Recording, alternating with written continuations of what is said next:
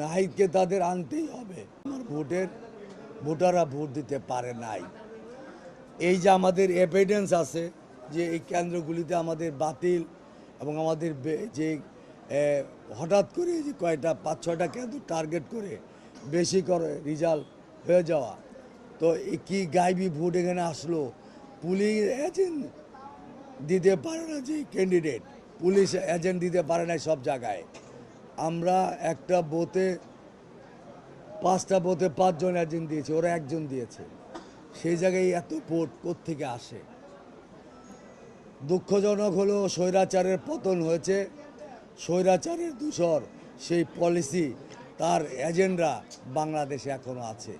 সেই কারণেই ঢাকা 11 আসনে আজকে ইঞ্জিনিয়ারিং করে ভোটে এটা করা হয়েছে। প্রথম চেষ্টা করেছিল বাতিল, তারপরে চেষ্টা করেছে কিছু কিছু করে বেশি করানো, তারপরে ওরা যখন অনেক ভোটে কিছু কেন্দ্রে করানো হয়, তারপরে আমরা যখন 3400 ভোট বেশি থাকি, তারপরে তারা যায় ইলেকশন কমিশনে, তারপরে তারা পোস্টাল ভোটে এটা করে করা হয়। চা মানে লাইফটা ভরপুর, চা মানে ইস্পাহানি মির্জাপুর। নাহিদকে তাদের আনতেই হবে। আমাদের কথা হলো একটা বিতর্কিত নির্বাচন করে এত বছর পরে এই বর্তমান সরকার তার গ্রহণযোগ্যতা মানুষের কাছে নষ্ট করেছে। আমরা এটার জন্য ধিক্কার জানাই এবং দুঃখজনক যে আমাদের শত ধৈর্য ধরো আমরা এটা মোকাবেলা করেছি। এবং আমি আজকে ইলেকশন কমিশনে তারা যেরকম দিয়েছে কালকে আমরা পূরণ গণনার জন্য দরখাস্ত করেছি, না হলে আমরা আইনি ব্যবস্থার প্রক্রিয়ায় যাব।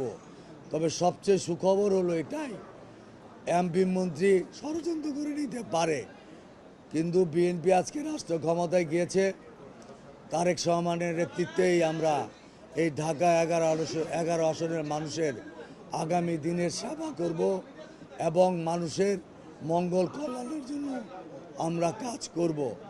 কেন আমরা বিগত সময়ে এমপি মন্ত্রী ছিলাম না, বিএনপি ক্ষমতায় ছিল, মানুষের জন্য আমরা কাজ করেছি।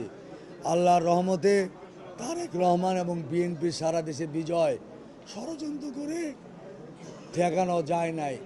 যেহেতু বিএনপি রাষ্ট্র ক্ষমতায় গিয়েছে, আমরা এলাকার মানুষের মঙ্গলের জন্য কাজ করব।